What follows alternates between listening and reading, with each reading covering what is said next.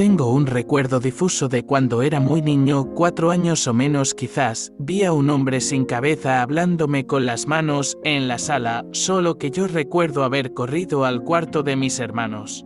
Pero me cuentan que me encontraron mirando fijamente a una esquina de la sala. Tiempo después me enteré que, cuando estaban escarbando para hacer los cimientos, aljibe de la casa, encontraron una especie de tumba familiar, un pasillo con cuerpos a los costados. Yo soy de un pueblito del sur de Veracruz y cuando era niño se escuchaba que la gente contaba mucho sobre una mujer vestida de rojo que se veía en el campo, siempre se veía que flotaba. Y algunos la veían como en medio de llamas como si estuviera quemándose, pero el fuego no le hacía nada. Ahora ya hace rato que no vivo ahí, así que no sé cómo esté el asunto por estos días.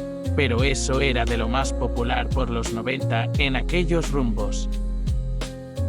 Pues aquí donde vivo, uno de los tantos pueblitos de Teotihuacán, de vez en cuando pasa en la madrugada un caballo galopando. ¿Y qué persona sacaría a su caballo a galopar a esa hora? Exter. Algunos dicen que es el jinete de la muerte y que pasa cuando se va a morir algún vecino del pueblito.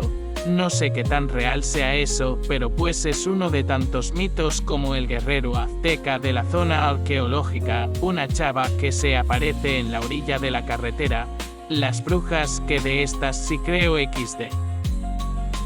La casa de mi abuelo tiene algo.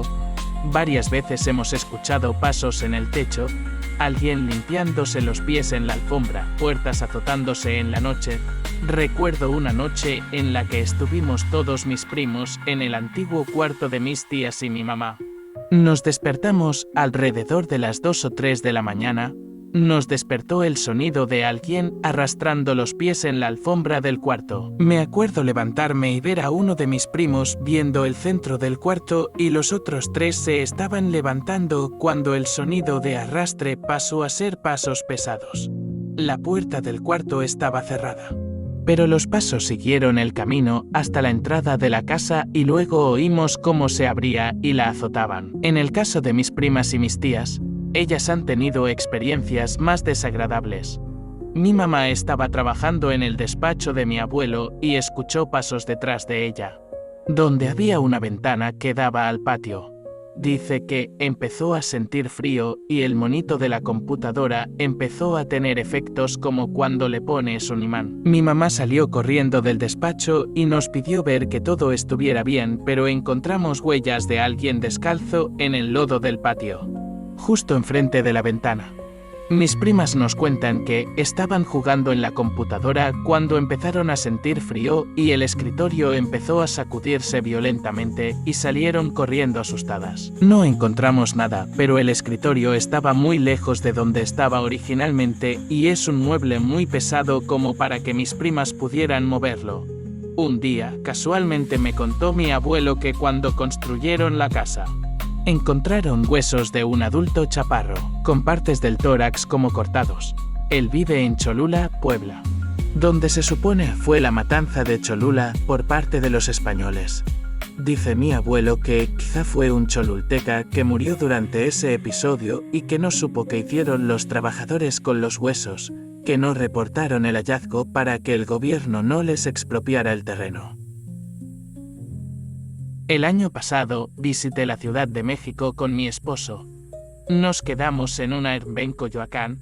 Las fotos se veían bien y el departamento se veía colonial y bonito, pero al llegar enseguida sentí una vibra fea y pesada. El departamento solo tenía un cuarto, pero se notaba que era donde había vivido alguien. Había figurillas de angelitos como de abuelita. Discos de los 60 segundos y cuadros que se nota fueron pintados por la misma persona. La cama también se veía como si fuera de una viejita. Por alguna razón yo sentía que eran los muebles y la casa de alguien que había muerto ahí, y esos eran sus muebles. Total, ya a la hora de dormir, a mi esposo le tocó dormir del lado de la puerta del cuarto. Una puerta pesada de madera, la cual me aseguré al 100% de cerrar antes de dormir porque no quería ver hacia la sala oscura. Como a las 3:30 am me despertó el sonido de la puerta. La manija se estaba moviendo fuerte como si la quisieran abrir.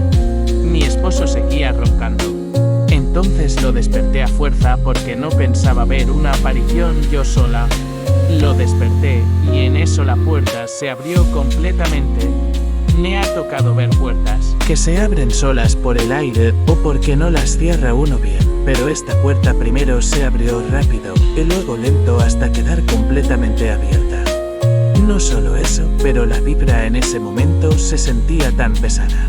Sentía como si estuviera invadiendo la casa de alguien y la viejita, yo digo que era una viejita, estaba bien enojada. Mi esposo vio cómo se abrió la puerta, me volteó a ver y se volvió a dormir. Yo mientras me moría de miedo. Al otro día, mi esposo horrible me cambió de lado de la cama para que yo durmiera a un lado de la puerta maldita, porque aunque no lo acepta, bien que le dio miedo. También en esa casa, mi esposo estaba usando una rasuradora eléctrica y se la desconectaron. De golpe, el enchufe salió volando de la fuerza. Cada noche que pasamos ahí pasaban cosas raras y siempre acababa rezando Padres Nuestros hasta quedarme dormida, y eso que no soy religiosa. Cuando me casé, nos mudamos a un apartamento. Pensamos que era muy frío porque había pocos muebles y fue remodelado. Solo había sala, comedor, refrigerador, estufa y la recámara. Poco a poco metimos más muebles, pero seguía siendo frío. Escuchábamos crujidos. Pensamos que era tubería. Al poco tiempo comenzábamos a escuchar golpes en algunas puertas. Decidimos no hacer mucho caso. Después sentíamos la presencia de alguien. Trajimos a un padre a bendecir el departamento, pero no fue suficiente. Al poco tiempo mi esposa y yo comenzábamos a pelear sin razón. Se movían cosas. Muy leve, algún libro, un traste en el fregadero, seguían golpeando en la puerta hasta que lo comentamos con la mamá de mi esposa.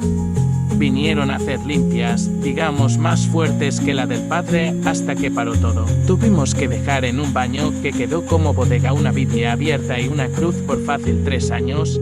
A la fecha todo cambió, no hemos vuelto a tener ningún problema de ese tipo. Una vez íbamos con la que era mi novia en ese tiempo, ahora ex, en mi coche hacia su casa.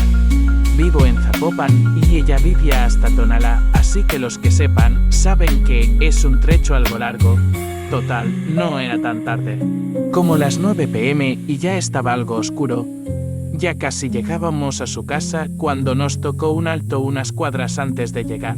Los dos veníamos cansados de la escuela, entonces veníamos en silencio y cada quien en su pedo. Entonces escuché una voz femenina que gritó no y se escuchó dentro del coche. Yo no me exalté en ese momento pensando que había sido mi novia, así que le pregunté, ¿no qué? Y ella me respondió con una cara de asustada. Yo no dije nada, pero también escuché eso. Entonces, la verdad nos asustamos los dos y comenzamos a mirar hacia afuera a ver si veíamos a alguien que hubiera gritado el no.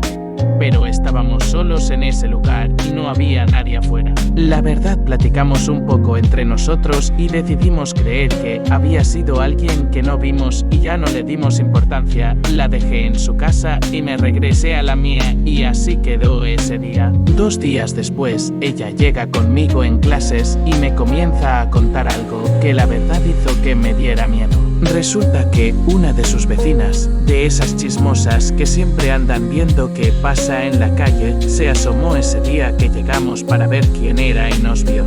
Como ya nos conocía, dijo que no le dio mucha importancia. Eso es algo que se bajó del carro con nosotros una niña pequeña y le preguntó a mi novia la mañana del día que me estaba contando que si era mi hija o que quién era la niña que se bajó con nosotros esa vez. Obviamente no tengo hijas, ni nadie más venía en ese coche salvo nosotros. Así que probablemente también ese ente desconocido haya sido la razón de que escuchamos la voz en el coche.